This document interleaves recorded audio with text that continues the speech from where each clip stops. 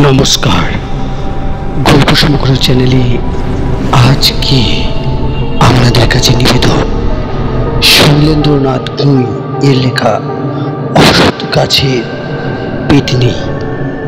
গ্রাম বাংলার ভূতের গল্প নিয়ে শুরু হচ্ছে আজকের গল্প অশ্বত্থ গাছের পেতনি।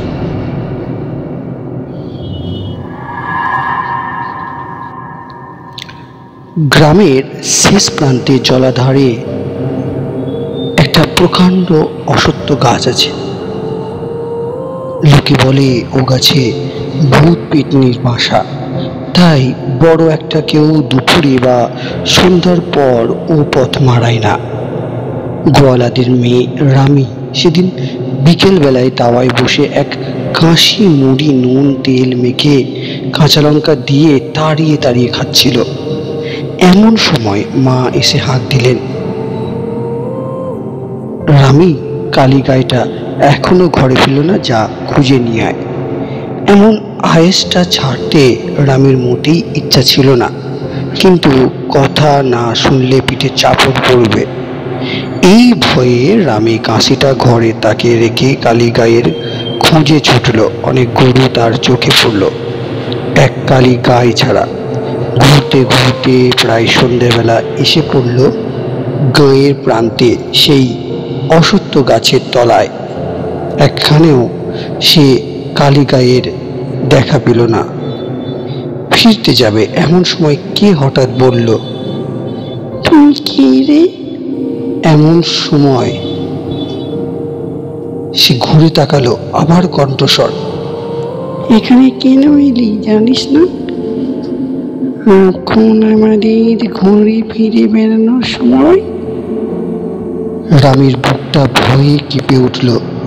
তার এতক্ষণ ভূত পেতনির কথা মনেই ছিল না, শুধু কালী গায়ের কথাই তার মাথায় ঘুরছিল। এখন সে কি করে? আবার কে বলে উঠল, তুই কে রে? তোর নামটা কি? এবার রামি ভয়ে ভয়ে বলে উঠল, রামি। কি বললি? এই বদ নামটা ছাড়া আর কোনো নাম খুঁজে পাস না? নামটা বদলে কালী রাখ। কালী আমাদের দেবতা। রামি ভয়ে ভয়ে বলল, ওটা তাদের গরুর নাম, তাকে খুঁজতেই তো এখানে এসে পড়েছে। বুঝেছি, যখন এসেই পড়েছিস তখন তোকে একটা কথা বলি। তুই কাল একটা মোড়র ঝাল রেঁধে দুপুরবেলা আমাদের দিয়ে যাস। রোজ রোজ ভাগাড়ের মরা মোষগুলো খেতে আর ভালো লাগে না, বুঝলি? তোকে একটা ভালো জিনিস দেব, আর তোকে আমি বামি বলে ডাকবো। রামি বলল যে তাই ডেকো। এখন সে যাচ্ছে। তাই যা, কাল মনে করে রুই মাছের মোড়ক ঝাল দিয়ে যাস কিন্তু, আর জিনিসটা নিয়ে যাস। দেখে যা, তোদের কালী গাই এতক্ষণে বাড়ি ফিরেছে। রামি আর না দাঁড়িয়ে ঊর্ধ্বশ্বাসে ছুটে বাড়ি ফিরে এলো। এসে বেশ খানিকক্ষণ দাওয়াই জিরিয়ে নিয়ে আবার মুড়ির কাছে নিয়ে বসলো।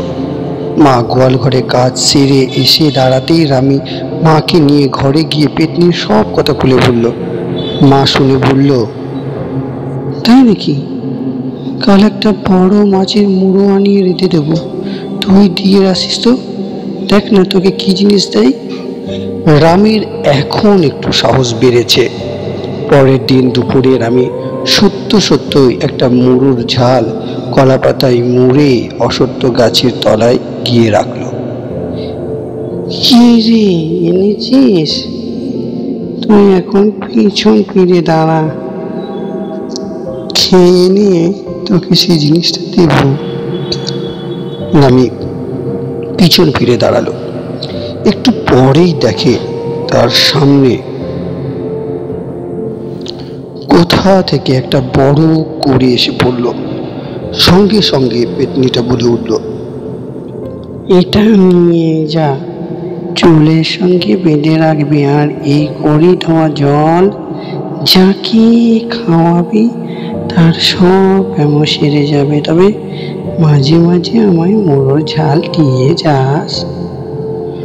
2-4 দিনের মধ্যে কড়ির গুণের কথা প্রকাশ হয়ে পড়ল, কিন্তু কোথা থেকে কিভাবে কড়িটা পাওয়া গেছে সেটা খুব গোপনে রাখা হলো। রামের মা প্রচার করে দিল রামের স্বপ্নে এক মহাপুরুষের কাছে এটা পেয়েছে। রামিদের বাড়িতে চারিধার থেকে লোক আসতে লাগলো। 1 টাকা থেকে 5 টাকা ফি হয়ে গেল কড়ি ধোয়া জল খেতে। যাদের শক্ত ব্যামো তারা স্বেচ্ছায় 10-20 টাকা দিতে লাগলো। রামিদের বাড়িতে মা লক্ষ্মী উথলে উঠলেন। হঠাৎ একদিন প্রায় সন্ধ্যের সময় রামের মাথায় হাত দিয়ে দেখে ঘড়িটা চুলে বাঁধা নেই। কোথায় গেল? তন্ন তন্ন করে খুঁজেও কোথাও পাওয়া গেল না। পরের দিন সকালে রামি ছুটল অশ্বত্থরায়। গিয়ে দাঁড়াতে কে বলে উঠল, কে রে, কড়িটা হারিয়েছিস বুঝি? তার পিছনে গিয়ে ওপরের দিকে যেয়ে দেখ। রামি পিছনে গিয়ে দেখে ও গায়ের নটবর ডাক্তারের বউ ওপর দিকে পা আর নিচে মাথা করে হাঁক পাঁক করছে। কি ব্যাপার রামি কিছুতেই বুঝতে পারল না। পেতনি এবার বলল, ওই কাল তোর মাথা থেকে কড়িটা খুলে নিয়ে গেছে, তাই ওকে ধরে এনে ঝুলিয়ে রেখেছি। তবে ওর বিশেষ দোষ নেই, নটবর ডাক্তারের মোটে রোগী হচ্ছিল না। তুই এক কাজ করবি, খালি পুরনো রোগীদের জল খেতে দিবি, অন্য সব রোগীকে ডাক্তারের কাছে পাঠাবি, বুঝলি? এখন আমি ওকে ছেড়ে দিচ্ছি, তুই ওর সঙ্গে যা, কড়িটা তোকে দিয়ে দেবে 2-3 বার। আবার হারালে কিন্তু ফেরত পাবি না।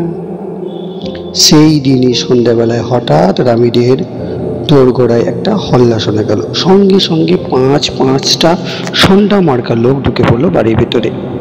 রামির বাবা দাওয়ায় বসেছিল, ভয় পেয়ে উঠে দাঁড়ালো। একটা লোক এগিয়ে এসে বলল, সেই মেয়েটা বুঝি তোর মেয়ে, যে কড়ি ধোয়া জল দিয়ে রোগ সরায়? রামির বাবা ভয়ে ভয়ে শুধু ঘাটটা নাড়ল। সেই লোকটাই বা চেঁচিয়ে বলল, আমরা সেই কড়িটা নিতে এসেছি, ডাক তোর মেয়েকে। চালাকি করলে মেয়েটার মাথাটাই কেটে নিয়ে যাব। রামির মা তখন রামিকে নিয়ে কাঁপতে কাঁপতে বেরিয়ে এলো। এই যে বাবা, এই আমাদের মেয়ে, এর মাথাটা কেটো না বাপ, তোমাদের সামনে চুল থেকে কড়িটা খুলে দিচ্ছি। এই কথা বলে রামির চুলে বাঁধা কড়িটা খুলে নিয়ে রামির মা সর্দারের হাতে দিয়ে দিল। কড়িটা হাতে নিয়ে ভালো করে দেখে সর্দার সেটা নিজের ট্যাঁকে গুজল, তারপর সকালে বেরিয়ে গেল। রামি এবার ভরসা করে বলল, মজা টের পাবে। এ পেতনির কড়ি জোর করে নিজের কাছে রাখা যায় না। সকাল হতেই রামি ছুটল অশ্বত্থতলায় পেতনিকে খবর দিতে। খবর আর তাকে দিতে হলো না। গিয়ে দেখে সর্দারটা মাথা নিচু করে ঝুলে হাঁক পাঁক করছে। রামি যেতেই পেতনি বলে উঠল, দেখ মামি, মজা দেখ, ওকে আমি সহজে ছাড়ছি না, মুখ দিয়ে রক্ত তুলে ছাড়বো। দেখা গেল সর্দার দুটো হাত একসঙ্গে জোর করলো, যেন তাকে ছেড়ে দিতে অনুরোধ করছে। পেতনি বলল, তোর কি হয়েছে? ফেল টাক থেকে কড়িটা মাটিতে ফেলে দিয়ে। সর্দার তাই করলো। পেতনি বলল, মামি যা, কড়ি নিয়ে বাড়ি যা, মুড়ো ঝাল আনতে বলিসনি কিন্তু। দেখতে দেখতে রামি 18 পা দিল। মা রামের বাবাকে বলল যে আর তো মেয়েকে ঘরে রাখা যায় না, লোকে যে নিন্দে করছে, বলছে মেয়ে অনেক টাকা রোজগার করছে, তাই মেয়ের বিয়ে দিচ্ছে না। রামের মা বাবা খুব ব্যস্ত হয়ে পড়লো, কিন্তু এ মেয়ের বিয়ে কি আটকায়? খবর পেয়ে পাত্রের বাবারা এসে বসে থাকতে লাগলো। পছন্দের দরকার নেই, বউয়ের সঙ্গে রোজগার বাঁধা। বিয়ের রাতে স্বামী বলল, কই তোমার কড়িটা দেখি তো। রামি চুল থেকে খুলে স্বামীকে দেখালো। তার স্বামী খপ করে রামের হাত থেকে কড়িটা কিনে নিয়ে বলল, এটা তুমি আর পাচ্ছ না, আমি লোককে করে ধোয়া জল দেব। রামি বলল যে এটা হয় না, ওটা ওরই চুলে বেঁধে রাখার নিয়ম, আর সে জল না দিলে কোনো কাজ হবে না। রামের স্বামী কিছুতেই কড়ি ফেরত দিল না, নিজের বালিশের তলায় রেখে শুয়ে পড়লো। মাঝরাতে কিসের একটা শব্দে রামের ঘুম ভেঙে গেল। ধড়মড়ি উঠে দেখে তার স্বামী বিছানায় নেই। তাহলে গেল কোথায়?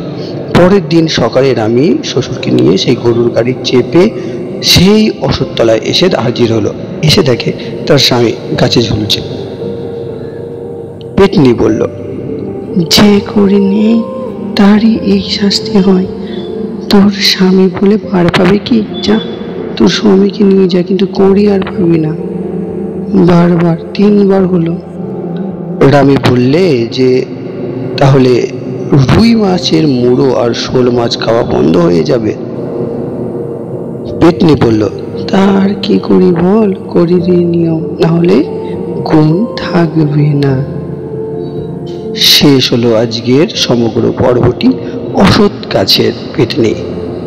গল্পটি কেমন লাগলো অতি অবশ্যই আপনারা কমেন্ট করে জানাবেন। চ্যানেলটির সঙ্গে জুড়ে থাকবেন। ধন্যবাদ।